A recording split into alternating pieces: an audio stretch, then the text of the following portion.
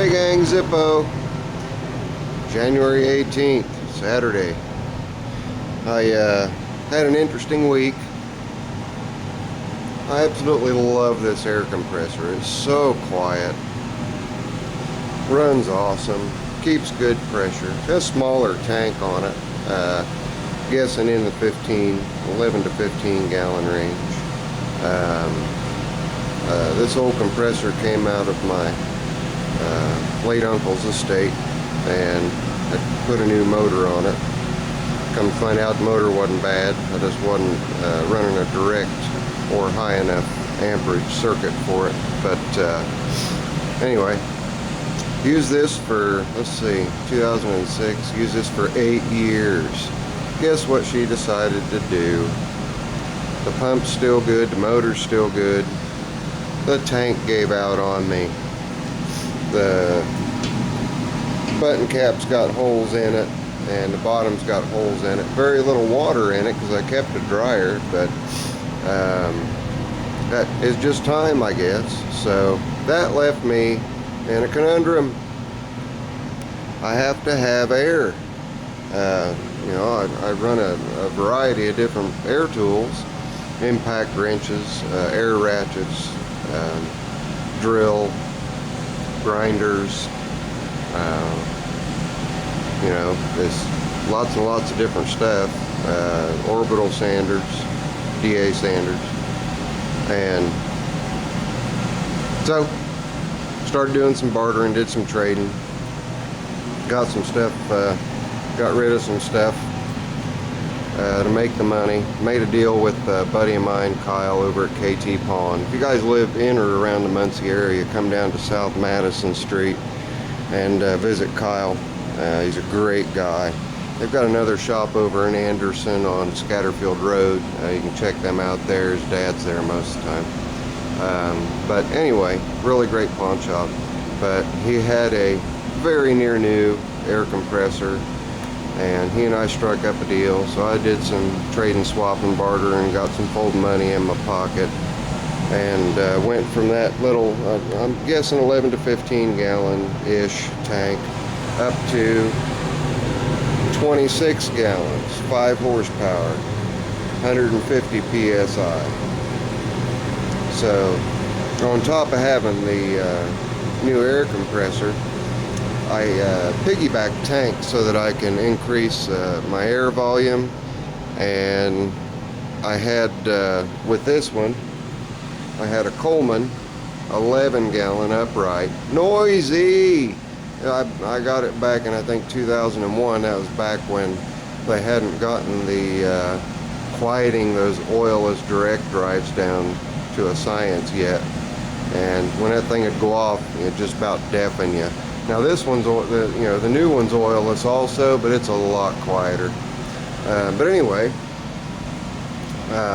buddy of mine, Chris, has a similar setup to this, and he had it mounted to a 100-pound propane tank. Well, his pressure switch went tits up on him, and when it did, he just abandoned using it altogether and was using a little, I think it's a Bostitch, or pretty sure it's a little Bostitch that he borrowed. So we did some trading also, and he took his pump and motor off of the 100-gallon propane, or 100-pound propane tank, which I figured to be 27, 28 gallons in that area, calculating the volume. So I'm running 26 gallons, but I'm over 50 gallons of air now on demand. And here's the propane cylinder, and show you here, he left the plate on for me, so I am going to mount my motor, my pump to this, so that I can save the life on the air compressor down there. Much rather use the old quiet one anyway. So this is going to run all the air pressure that's needed, running a 3 horsepower motor with that twin eye compressor. So but anyway, went through, got everything plumbed up. I'm gonna shut off valve here. You see I'm running, got it dialed at 120 psi to all the lines that are going out, and this is as simplified setup as I can get. This line goes directly to the other compressor and it feeds this tank. Right now this tank is purged, there's no air in it. If you don't need it, don't use it. So it's nice to have the backup if I'm running a jitterbug sander, inline sander, you know, anything that's going to consume a tremendous amount of air. It's nice to have these around, the extra air volume. So anyway, and also my workbench. I've wanted air on, in, or around this workbench for a long time, and what I kept doing was just taking I built a short coil, and the Coleman that I had a little T on it, and I just tap into it, you know, when I needed it for, you know, whatever. So I'm trying to run a little bit more with the big boys and pick me up a 5-foot lead here. And with the 5-foot lead, what I've done, sorry, about lost my balance up on a platform here. What I've done is, there's my T connector that would go in place here, and then the air line, as you can see, is on a flexible swivel, so it lends itself to usability, user friendly, and in conjunction with that I can get to anything I need, use any power tool I need to use. I am going to custom make a air rail to go just below, I mean just below my plug-ins here, and just have three, the bench is 8 feet long, and just have 3 outlets here so I can just plug air directly in. And when I do that, I will then hard mount. After I get my compressor head and everything on, I will hard mount my fittings, just like these fittings here are hard mounted. But I just want to show you guys what's going on in the air department over here at the Zippo Ranch. And I hope you guys can hear me over the heater. Some other projects, little projects I'm getting into. I sold, actually kind of half trade, half sold a rolling chassis to a gent that needs needs a Vickers Hydro. So excuse me, I was taking a drink of my lovely beverage here. But you know, 3416, the only running board I've got besides Lady Lime, is now going to be gone.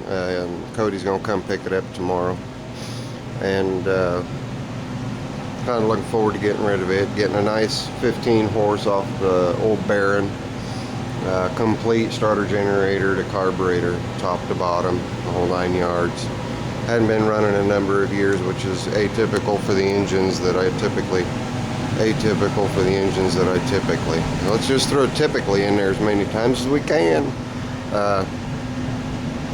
We'll get that engine over here and just stuff it up on the shelf with the 216 horse Briggs and little 5S's and the whatnot. Ladder might get shoved over there. I'll get her running before I stick her on the shelf. Shouldn't take too much, I hope. But anyway, it's been a little while since I let a video out. I'm gonna go ahead and stop this one and get this one posted, since it's primarily about the air compressor and my air handling out here in the shop. Then I'll give you guys a walk around to the shop. I've never done that, and I you know, looked through my videos and thought, well, maybe these guys like to see how Zippo rolls. So we'll get that done here just a little bit. So Zippo, later. I'm out. Oh, and for those that don't like just regular jibber jabber banter and people drawing things out and whatnot, you don't have to watch my video. You don't have to thumbs down it because you don't like sitting and listening to somebody jibber jabber. And you don't have to leave rude comments because you don't like to listen to somebody jibber jabber.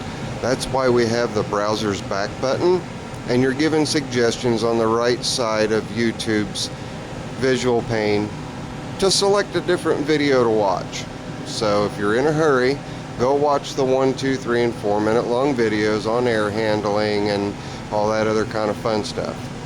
And quit bugging me. That's it. This is Zippo. Later. I'm out.